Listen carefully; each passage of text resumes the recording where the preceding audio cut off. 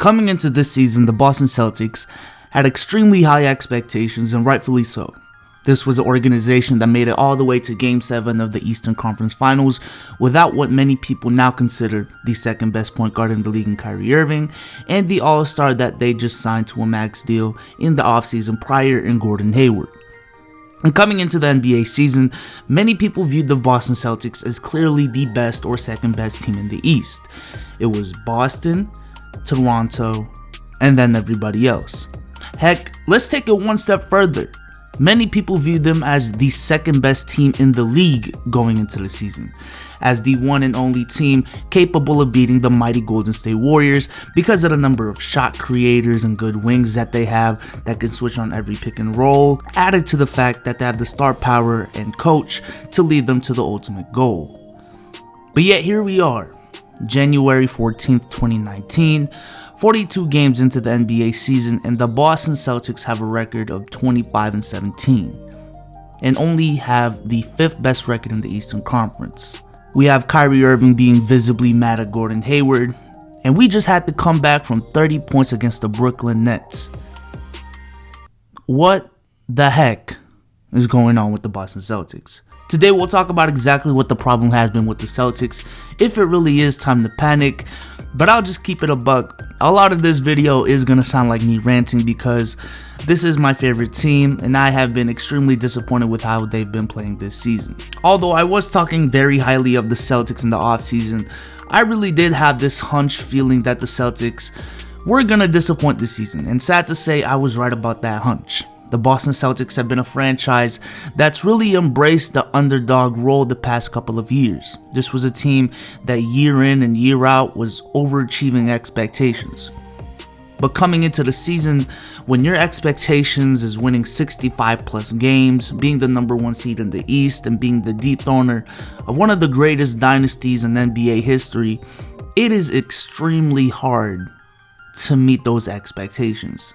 And I just didn't know how this team would handle such pressure, when their type of pressure has always been to exceed expectations, not meet extremely high ones, and those are two very different things.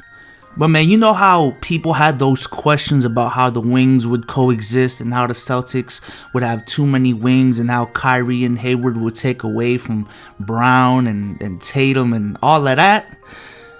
That problem is an actual problem that I must admit I severely underestimated and overlooked. And the problem has not necessarily been spacing or defense or being too undersized or any of that. It's simply the type of offensive players that the Celtics have as a unit. What you have is literally a team where everyone needs the ball in their hands to be effective aside of Al Horford and Kyrie Irving, surprisingly. If you actually watch the games, contrary to popular belief that Kyrie Irving is a ball stopper and a ball hog, Kyrie has actually been having a career year statistically all around. But more than that, he has been a great off-ball player, and Horford has always been a great off-ball system player for the Celtics. But when you look at guys like Terry Rozier, Jaylen Brown, Gordon Hayward, Jason Tatum, Marcus Morris, I just named 5 guys who are key rotation players that really need the ball in their hands to be effective. It's just that there really is just so much of the ball that can go around. To put it simply, there are too many shot creators on the Celtics for their own good. These are guys that need rhythm. They need touches to get going.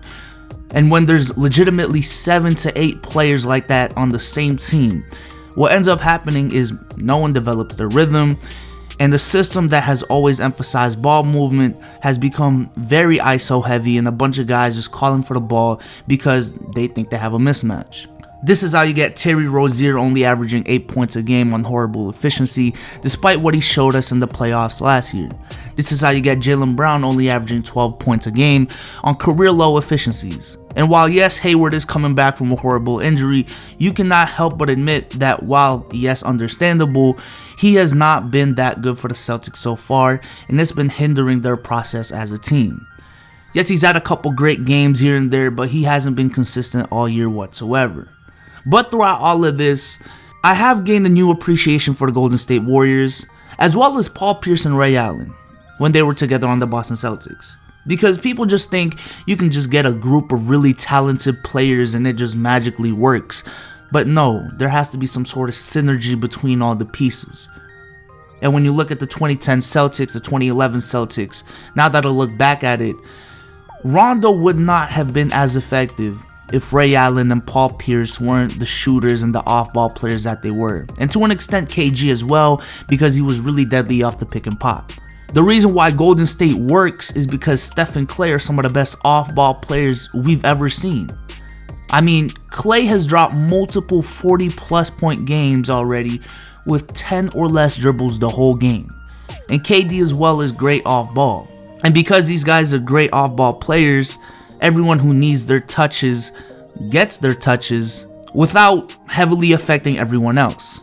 The reason why the Rockets were so successful last year was because they had guys like PJ Tucker, Eric Gordon, Trevor Ariza, Luka Mbamute, Clint Capella, Gerald Green, as guys who knew their role, guys that yes, you would not build your team around, but they did what they did extremely well and did not deviate much from it. But the Celtics personnel is not like that. You have a lot of young guys who are not fully developed yet need their touches in order to reach their potential, such as Terry Rozier, Jaylen Brown, and Jason Tatum, combined with guys like Marcus Morris, who statistically is proving that he deserves the ball in his hand, and Gordon Hayward, who they pay $30 million a year, and you don't want to just waste that on a couple of touches a game. And also now you have to add Kyrie, who's considered the superstar of the team. But now that we know the problems, is there a way to fix it? And that's what I want to talk about right now. Because once again, Celtics fans have to put their trust in Danny Ainge to make the right move as he is faced with the problem of time. There are two questions that should be going through Danny Ainge's right now. Should I not make a move at the trade deadline and trust this core group of guys moving forward? Or should I make a move at the trade deadline in order to improve this team this season? And both have their pros and cons. As far as rolling with this crew moving forward, what if they simply don't mesh and massively disappoint? You just wasted another year off of Al Horford's contract, who is not aging any slower. The chances Kyrie leaving may go up if they disappoint. And you might regret not making a move this season, as this season so far is proving that you can't take every playoff run for granted, because there is never a 100% guarantee that you'll be back there. As far as making a trade, there is a scare of losing assets that you could later throw at Anthony Davis if he comes available, and also the fear that you might be trading away the wrong guy. Because if we go back to 2012 and look at the Oklahoma City Thunder, when they traded Harden instead of Ibaka, that came with the mentality that this would fully allow Russ and KD to be the players that they are, and you add a player in Kevin Martin who is better off the ball. What if, let's just say hypothetically for the Boston Celtics, the Celtics trade Jaylen Brown and Terry Rozier for JJ Redick, just hypothetically, with the idea of giving more touches to Gordon Hayward. But it turns out that Hayward simply isn't the player that the Celtics thought they were getting when they signed him, largely due to an unforeseen injury. Now you have that big regret of making the wrong trade. Danny Ainge the past couple of years has made some tremendous moves to speed up the Celtics rebuilding process. But we are at the stage of this process where winning is required, where there are legitimate championship aspirations, not just within the team, not just within the fans of the Boston Celtics, but from the league in general. And whether it falls on Danny Ainge making a move, Brad Stevens coaching this group better after we've been pretty much on his meat since he came to the Celtics, or the guys simply playing better and buying into the system, one way or another, the Boston Celtics have to get their shit together. But with that being said, let me know what y'all think about this video. Let me know what y'all think about the Boston Celtics. Very frustrating being a long-time Boston Celtics fan, and you know, looking at the trajectory that we have and just how disappointing we are this season. Because I really had high expectations and I really thought this group was capable of reaching those expectations, but right now it's not looking too good. And yes, I do know there is still a lot of basketball to be played, but there has also been enough basketball played where there is some cause to pause. But with that being said, subscribe to the channel if you haven't. I upload a video every Tuesday, and Friday pretty much. I'm pretty much set on Friday. Every Tuesday and Friday, 5 p.m. Eastern.